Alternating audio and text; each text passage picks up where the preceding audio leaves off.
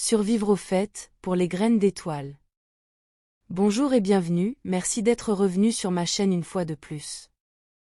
J'espère que vous allez tous très bien. Je suis Marie, parlant avec mes doigts encore une fois, tapant sur les touches comme je le fais tous les jours, et dans le but de me rapprocher un peu plus de vous tous belles personnes.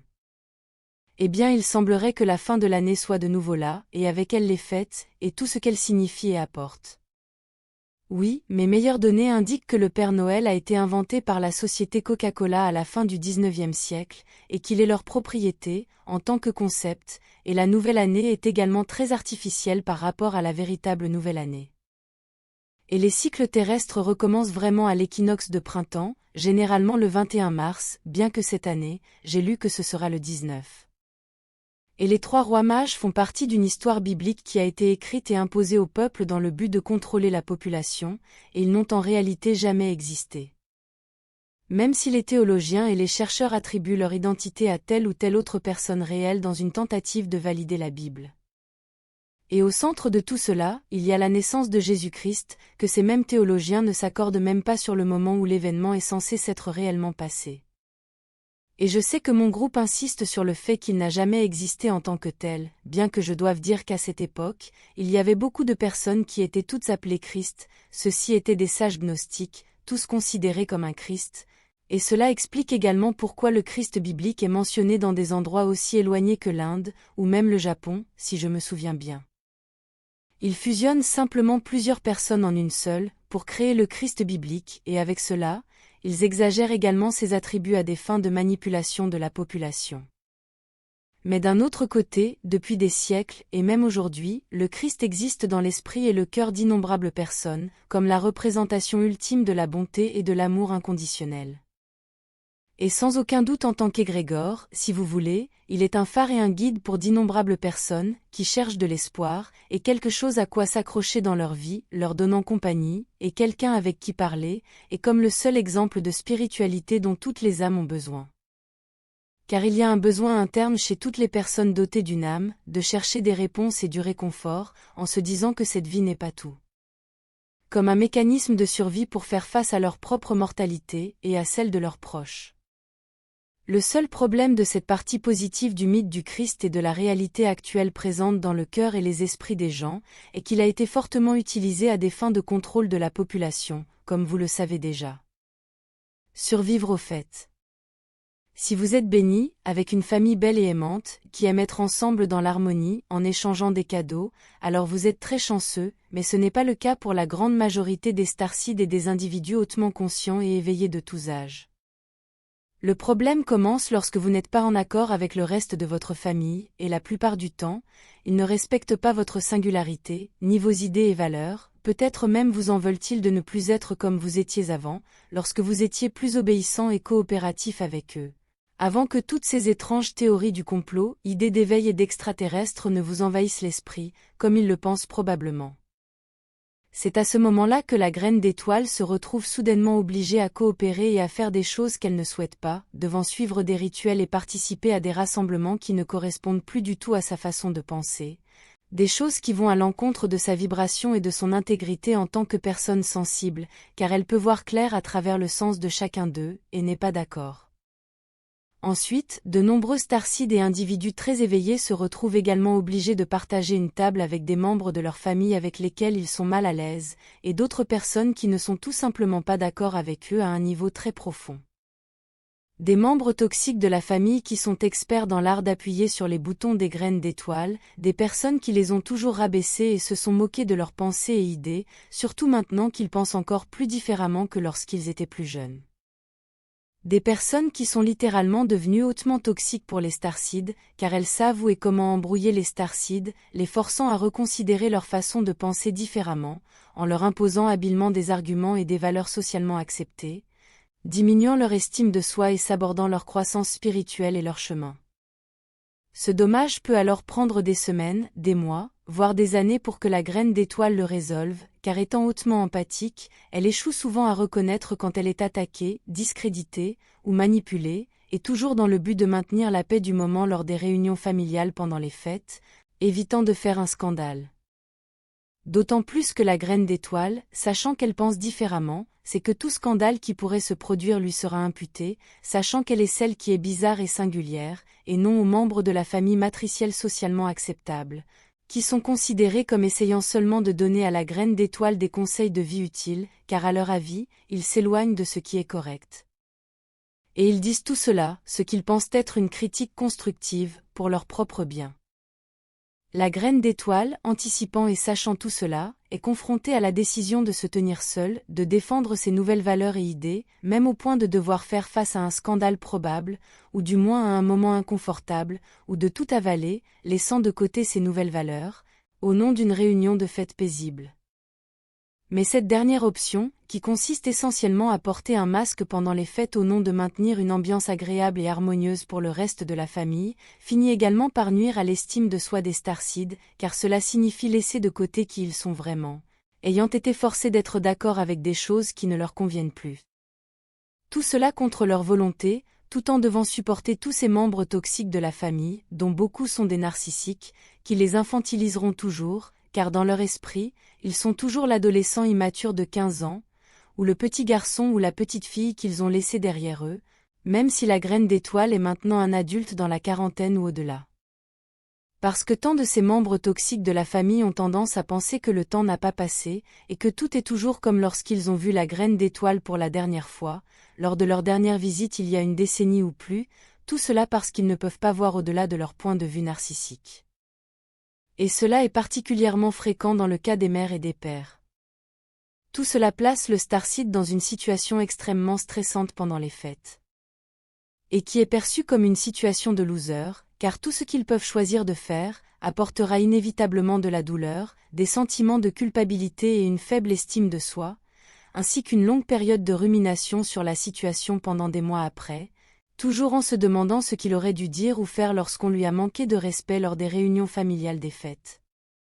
Cela devient une situation très stressante, où la graine d'étoile doit choisir entre faire un scandale et être fortement manqué de respect par des membres de la famille et des connaissances indésirables, ou se détester de ne pas avoir été capable de défendre et de soutenir ses valeurs, opinions et façons de penser.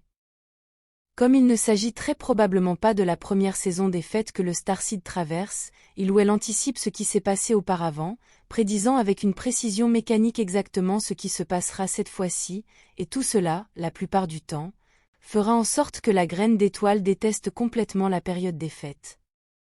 Souvent, il n'est même pas nécessaire qu'il y ait une confrontation du tout pour que la graine d'étoile se sente extrêmement mal à l'aise pendant les fêtes, car la simple disparité d'idées, qui sont des vibrations, suffit à les rendre malades et à vouloir s'enfuir dans leur cocon, qui est leur endroit préféré où ils se sentent en sécurité et où ils rechargent leur énergie spirituelle. Je dis tout cela parce que je veux que vous sachiez que je comprends votre situation, et j'ai vécu une version ou une autre de celle-ci, quand j'étais plus jeune et que je vivais sur Terre, comme beaucoup d'entre vous qui me suivent depuis un certain temps le savent. Mais quelle est la meilleure façon de faire face à ce problème très propre aux graines d'étoiles pendant les fêtes? Tout d'abord, vous seul pouvez savoir à quel point cela vous affecte et pour quelles raisons. Quelles sont les personnes que vous n'aimez pas, qui vous blessent le plus, et pourquoi? Donc, la première et la plus importante étape pour savoir comment survivre aux fêtes est de vous faire confiance, et de faire confiance à vos points de vue, à votre discernement et à vos valeurs. Si vous le pouvez, évitez d'aller à ces réunions familiales qui rabaissent vos croyances et vos valeurs par rapport à celles des autres. Ce n'est que lorsque vous êtes ancré et en sécurité que vous pouvez être en mesure d'aider les autres. Si vous choisissez d'y aller, alors vous devez savoir qu'il est inutile d'essayer de convaincre des personnes matricielles socialement acceptées, de vos points de vue plus étendus et de votre compréhension de l'univers. Rappelez-vous qu'ils n'ont tout simplement pas toutes les connaissances que vous avez. Votre façon de penser plus élargie est le résultat d'une énorme quantité de données de base que vous avez amassées et accumulées au cours de toutes les années de votre parcours spirituel et d'éveil, et même au-delà, car vous portez l'expérience et les connaissances de vos incarnations passées. Il sera impossible de tout leur expliquer en 3 minutes ou moins qu'ils vous donneront lors d'une discussion pendant et après le repas. Les personnes socialement acceptables ont tendance à penser qu'elles ont toujours raison, simplement parce qu'elles ont tout le mécanisme matriciel derrière elles, tous les médias, et l'opinion de nombreux autres individus matriciels qui pensent de la même manière, validant toutes leurs idées. Remarquez simplement que lorsque vous essayez d'expliquer quelque chose de complexe et hors norme, par exemple les raisons pour lesquelles le récent problème de santé mondiale était faux, ils vous répondront toujours avec les mêmes arguments qu'ils ont entendus à la télévision et dans les actualités. Donc ils ont tendance à avoir les contre-arguments précis et exacts à tout ce que vous pourriez dire, même si c'est vous qui avez raison, et pas eux, car ils ne sont rien de plus que des agents de la matrice, faisant de leur mieux pour vous normaliser. De plus, ils ont tendance à se défendre contre vos arguments étranges et inhabituels, simplement parce qu'ils sont tellement convaincus d'avoir raison, que vos paroles sont prises comme une attaque personnelle, donc vous ne parlez qu'à un ego meurtri ou blessé qui est devenu incrusté et inaccessible à vos arguments logiques. Mon point de vue est qu'il est inutile de discuter avec eux. Vous ne pourrez pas changer leur opinion, alors adaptez-vous à la situation autant que possible. Je sais que vous êtes impatient de partager toutes les informations que vous avez acquises, et que vous voulez faire voir la vérité, voir la réalité, pour aider à élever la fréquence de la planète et lutter contre tous les plans de la cabale maléfique, je vous entends mes amis. Mais sachez que vous n'avez pas besoin de devenir conflictuel, ni d'imposer quoi que ce soit par des arguments, car peu importe à quel point ils peuvent être logiques et corrects, vous ne pourrez pas accéder, ni changer un esprit trop rempli de lui-même et d'idées matricielles, pour pouvoir y intégrer de nouvelles idées. Tout ce dont vous avez besoin pour aider la planète, c'est de vous développer, d'être cohérent et fidèle à vos valeurs et idées, c'est la voie à suivre. Travaillez sur vous-même et protégez votre énergie. Vous n'avez pas à partager vos valeurs avec eux, au contraire, vous ne devriez pas leur faire savoir ce que vous faites, sur quoi vous travaillez et comment vous pensez, car ainsi, ils n'ont pas les outils ni rien pour vous attaquer. C'est particulièrement le cas avec les membres de la famille que vous savez toxiques pour vous, car si vous leur dites comment vous pensez, ce que vous faites, comment et pourquoi, ils utiliseront inévitablement tout cela contre vous. Vous devez savoir que tout est là dans votre vie pour une raison et avec un but, parce que ces personnes sont là pour arrêter votre expansion spirituelle.